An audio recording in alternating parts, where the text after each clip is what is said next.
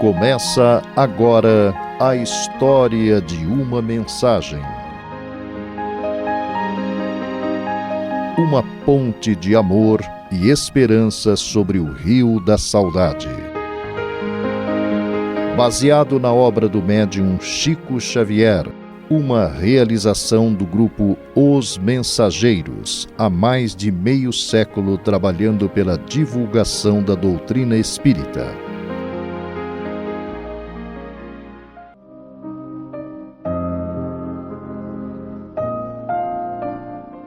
Estamos de volta ao seu rádio para resgatar mais uma contribuição do médium Francisco Cândido Xavier, em forma de mensagens que não deixam qualquer dúvida sobre a continuidade da vida após a morte.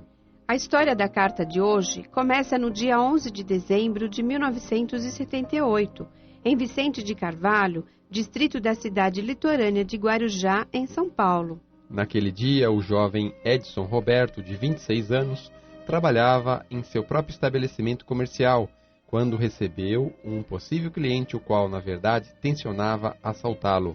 Embora buscando acalmar o visitante, que mostrava-se armado e muito agitado, talvez pela ação de alguma droga estimulante, a verdade é que, num movimento mal interpretado, o delinquente disparou várias vezes seu revólver, atingindo-o de forma grave. Levado às pressas para o Hospital Ana Costa, em Santos, embora cirurgiado 21 dias após, Edson veio a falecer, no dia 1º de janeiro de 1979. Abalada, sua família, acalentando sentimentos de ódio, passou a alimentar também a ideia da vingança contra o bandido. O tempo foi passando sem que a dor da separação pudesse ser atenuada. 10 meses e 11 dias depois, na tarde de 10 de novembro de 1979, sua mãe e a ex-noiva estavam em Uberaba conversando com Chico Xavier. Naquela ocasião, o médico comentou com Dona Eunice, sua mãe, estar vendo ao lado dela um espírito familiar de nome Joaquim. Estranhando, ela respondeu que não o conhecia, pois nunca ouvira falar do mesmo. Na reunião pública daquela noite, Edson transmitiria através de Chico uma extensa carta de 51 páginas, psicografadas, portadora de muito conforto e preciosas informações. Entre elas, citou seu bisavô Joaquim, dado e interpretado por Dona Eunice como engano, pois o seu avô chamava-se Antônio. 2 anos depois, porém, após ler o inventário de seu pai, a informação se confirmaria, pois ela, muito surpresa, constatou que seu bisavô, pai de Antônio, chamava-se Joaquim. Chico Xavier estava certo.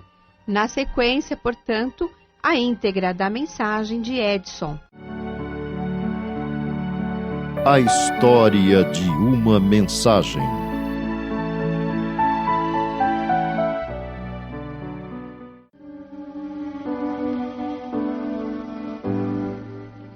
Querida mamãe Eunice, peço a bênção de paz, rogando a Jesus que nos ampare a todos. Estou aqui, trazido pela vovó Zilda, emocionado de tal modo que desconheço a maneira de retomar a faculdade de escrever, a fim de oferecer-lhes as minhas notícias. Vejo a mamãe com a nossa querida Sueli e o coração palpita apressado. É o anseio de me fazer tangível que surge em meus pensamentos e desaparece ante a impossibilidade de adquirir o corpo físico a fim de fazer isso. Recebam assim as minhas palavras, no que eu possa traçar no papel, como quem tira o lápis de dentro do coração para se exprimir numa carta.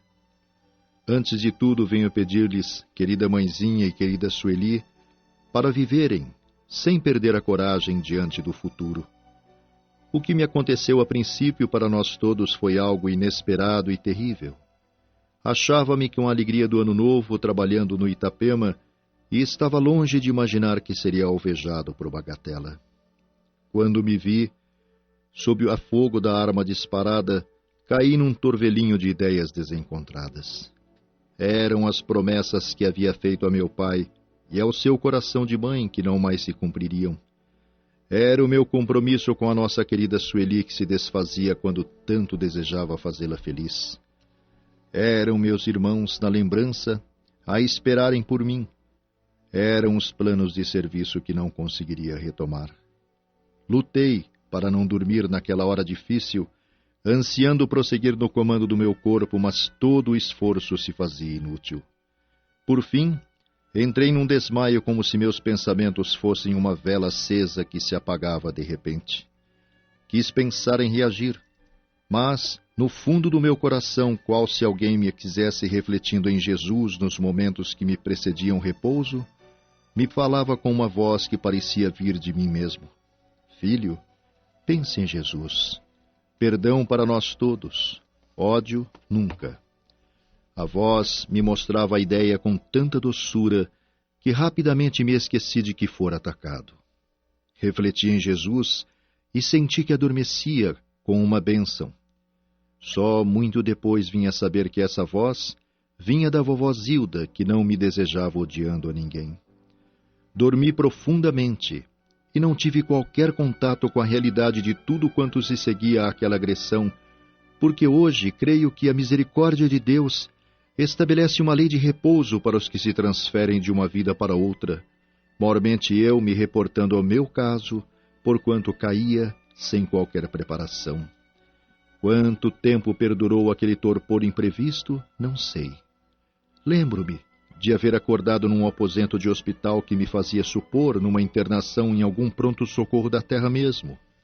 Acordei sentindo muita agitação e não sabia se era de dor ou angústia, porque os quadros em derredor não me tranquilizavam apesar do cuidado carinhoso que se mantinha no recinto. Pedi a sua presença, a presença de Sueli. Quis ver os meus familiares, mas depois de muitas requisições vieram a vovó Zilda e o tio Flávio ao meu encontro. O espanto me tomou de improviso, mas, para que não me admitisse perturbado, a vovó se adiantou a esclarecer-me sem muitas palavras a nova situação. O pranto me subiu do peito para os olhos e chorei qual se voltasse à condição de uma criança. Outros amigos vieram ter conosco e me reconfortaram. O Silvio José, irmão da nossa querida Sueli, me abraçou a consolar-me. Era preciso conscientizar-me aceitando a verdade, e oraram comigo aos corações queridos que me buscavam. Acalmei-me a fim de raciocinar com mais segurança. Creiam que as lágrimas de casa me alcançaram, como se houvesse um entrelaçamento incessante entre o lugar em que me achava e a nossa moradia no mundo. Agora, depois de tantos dias de expectativa, venho rogar-lhes com formação e esperança, mamãe. Sinto os pensamentos do meu pai no coração e peço-lhes para que aceitem a minha vinda para cá por acontecimento que não dependia de nós. Peço à querida Sueli me perdoe, se não pude executar o prometido, mas serei o irmão e companheiro a esforçar-me para vê-la feliz.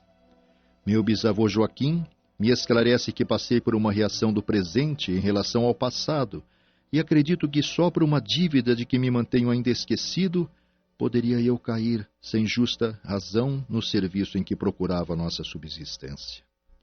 Lembre-se, mamãe, do Carlos Alberto, da Sandra, do Mário e também da Sueli, que passou a ser a sua filha em meu lugar, e reanime-se para tomar a vida que Deus nos concedeu.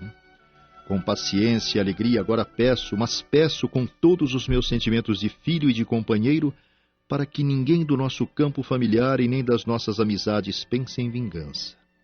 A vingança é um fogo no caminho do coração. Por mais que desejemos fugir de semelhante labareda, as chamas do ódio nos perseguem de uma estrada para outra até que venhamos a compreender que todos somos filhos de Deus. Aqueles amigos que perderam o equilíbrio e me alvejaram são nossos irmãos. Cabe-nos pensar que seria de nós se estivéssemos em lugar deles. Mamãe, é preciso compadecer-se das mãos que ferem, porque os que foram feridos estão sob a tutela da bondade de Deus, que a ninguém abandona, sem providência e consolo. Rogo hoje a família por eles, pelos irmãos que ainda não despertaram para as leis de Deus que governam a vida. Auxiliem-me esquecendo aquele final de existência para que eu possa sentir em mim a luz do alvorecer em que me encontro. Sueli, você que é tão humana e compreensiva, auxilia os nossos nessa compreensão. Precisamos da paz, e a paz chega somente pelo amor que Jesus nos ensinou. Tenho aprendido muito nesses meses de ausência do ponto de vista do espaço, e com a experiência de hoje rogo à mamãe e a todos os nossos para que se esqueçam do mal e pensem unicamente no bem. Sueli, querida, Se não conseguir realizar nossos anseios, não julgue que a deixarei. Caminharei para diante com as suas aspirações e Jesus nos ajudará a encontrar um pouso para a edificação dos seus sonhos, que são também meus. Mãe querida, agradeço todo o seu imenso amor e peço-lhe crer em Deus, aceitando a vida nova do seu filho. Tenho recebido as vibrações de amor do querido papai e os pensamentos de carinho dos irmãos. Aqui termino, reafirmando a todos que estou bem. A diferença é apenas saudade. Mas saudade é também um estímulo para que venhamos a trabalhar com fé no porvir, no grande futuro em que todos nos reencontraremos. Deus nos abençoará para que estejamos abençoados. Recordem-me vivo e alegre com os nossos melhores dias. Que a nossa casa se abra à esperança e ao sol da alegria como sempre, porque houve para mim abençoada ressurreição. Querida mãezinha e querida Sueli, recebam aqui todo o coração reconhecido e confiante do filho e companheiro que pede a Deus nos ampare a todos, para que possamos prosseguir em paz nos caminhos de nossas vidas. Muitas saudades e esperanças, abraços e flores, de carinho do filho muito grato de sempre, Edson Roberto Ribeiro Pereira.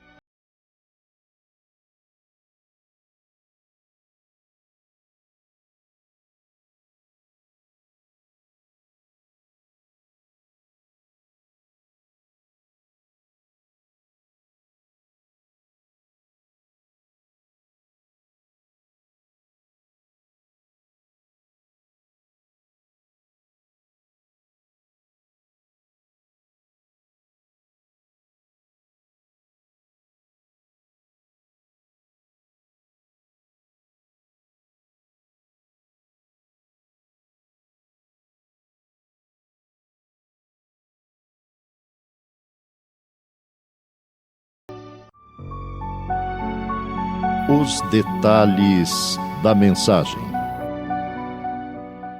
Liberando-se da dívida. Achava-me com a alegria do ano novo, trabalhando no Itapema, e estava longe de imaginar que seria alvejado por bagatela. Quando me vi sob o fogo da arma disparada, caí num turvelinho de ideias desencontradas. Eram as promessas que havia feito a meu pai e ao seu coração de mãe que não mais se cumpririam. Era o meu compromisso com a nossa querida Sueli que se desfazia quando tanto desejava fazê-la feliz. Eram meus irmãos, na lembrança, a esperarem por mim. Eram os planos de serviço que não conseguiria retomar. A reconstituição de Edson, dos instantes que assinalaram a interrupção de sua vida no plano material, revela que ele atravessou de uma forma totalmente consciente essa transição. O detalhe é incomum, pois invariavelmente a criatura mergulha numa confusão mental muito grande, o que é natural, pois ninguém cogita que a morte possa ocorrer a qualquer momento, sobretudo nos dias atuais. Irresistível apelo. Lutei para não dormir naquela hora difícil, ansiando prosseguir no comando do meu corpo, mas todo o esforço se fazia inútil. Por fim, entrei num desmaio como se meus pensamentos fossem uma vela acesa que se apagava de repente. Quis pensar em reagir, mas no fundo do meu coração, qual se alguém me quisesse refletindo em Jesus nos momentos que me precediam repouso, me falava uma voz que parecia vir de mim mesmo. Filho, pense em Jesus. Perdão para nós todos. Ódio nunca.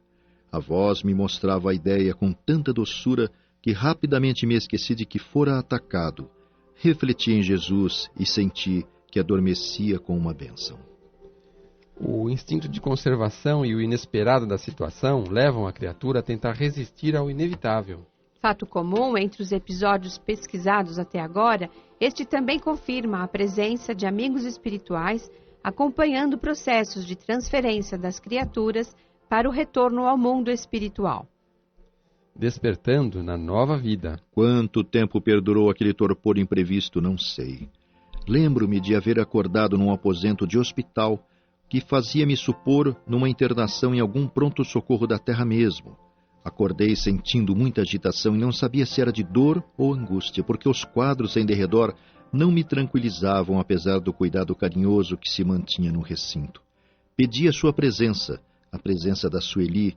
Quis ver outros familiares, mas depois de muitas requisições vieram a vovó Zilda e o tio Flávio ao meu encontro. O espanto me tomou de improviso, mas para que não me admitisse perturbado, a vovó adiantou a esclarecer-me sem muitas palavras a nova situação. O pranto me subiu do peito para os olhos e chorei, qual se voltasse à condição de uma criança. A semelhança dos ambientes conhecidos pela criatura humana, enquanto encarnada com os da realidade do mundo espiritual, é tamanha que geralmente os que despertam após a transição da vida física para outra confundem-se. Embora não existam regras absolutas para as personalidades humanas, o fato é que no caso de Edson, sua avó preferiu falar-lhe da mudança sem maiores rodeios. Ligações indestrutíveis. Creiam que as lágrimas de casa me alcançaram, como se houvesse um entrelaçamento incessante entre o lugar em que me achava e a nossa moradia no mundo. Agora, depois de tantos dias de expectativa, venho rogar-lhes com formação e esperança, mamãe, tanto os meus pensamentos do meu pai no coração, e peço-lhes para que aceitem a minha vinda para cá por acontecimento que não dependia de nós. Mais uma vez confirma-se a ligação quase que magnética entre as mentes e corações mais próximos e o desencarnante. E, novamente, percebe-se que aquele que parte e se compenetra da nova realidade busca auxiliar com sugestões os que ficaram na retaguarda mais material, até porque do equilíbrio dos que estão encarnados depende a reharmonização do que precisa se integrar na nova vida. Sugestões superiores. Com paciência e alegria agora peço, mas peço com todos os meus sentimentos de filho e de companheiro para que ninguém de nosso campo familiar e nem de nossas amizades pense em vingança. A vingança é um fogo no caminho do coração. Por mais que desejemos fugir de semelhante labareda, as chamas do ódio nos perseguem de uma estrada para outra até que venhamos a compreender que todos somos filhos de Deus. Aqueles amigos que perderam o equilíbrio e me alvejaram são nossos irmãos. Cabe-nos pensar o que seria de nós se estivéssemos em lugar deles. O amor liberta, o ódio aprisiona. Nas considerações de Edson, a confirmação disso, recomendado e a atitude ensinada por Jesus de nos colocarmos no lugar dos outros e avaliar qual seria nossa reação diante das circunstâncias semelhantes. Se todos agissem com lógica e não por impulsos incontroláveis, as coisas no mundo em que vivemos seriam diferentes, pois o respeito mútuo e, em outros níveis, o amor seria o traço de união entre todos. Quem ama, entende. Mamãe, é preciso compadecer-se das mãos que ferem, porque os que foram feridos estão sob a tutela da bondade de Deus, que a ninguém abandona, sem providência e consolo. Rogo hoje a família por eles, pelos irmãos que ainda não despertaram para as leis de Deus que governam a vida.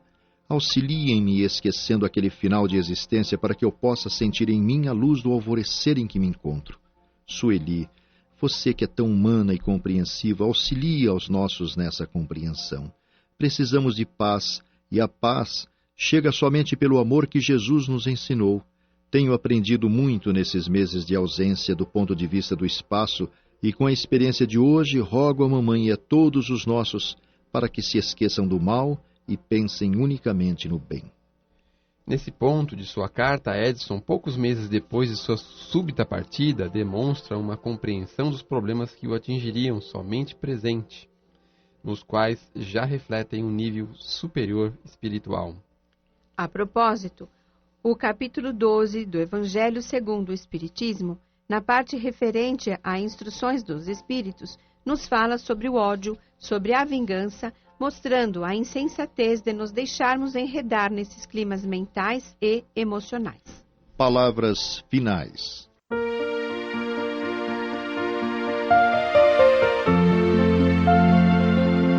O Grupo Espírita Os Mensageiros é uma entidade dedicada à difusão da mensagem espírita, sobretudo as recebidas pelo médium Francisco Cândido Xavier de forma gratuita no Brasil e no exterior. Publica ainda bimestralmente o jornal Os Mensageiros.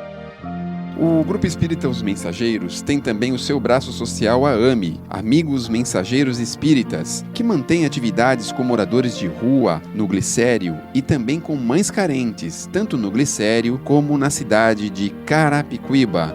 também atende sitiantes na cidade de Piedade. Venha conhecer-nos, escreva-nos para se inteirar das demais atividades do grupo, enviando sua correspondência para a Caixa Postal 522, CEP 010 31 970, São Paulo, ou pelo endereço eletrônico mensageiros@mensageiros.org.br. Escreva-nos manifestando comentários ou opiniões. A apresentação deste programa foi feita por integrantes da equipe Os Mensageiros. Na próxima semana, mais uma mensagem e sua história.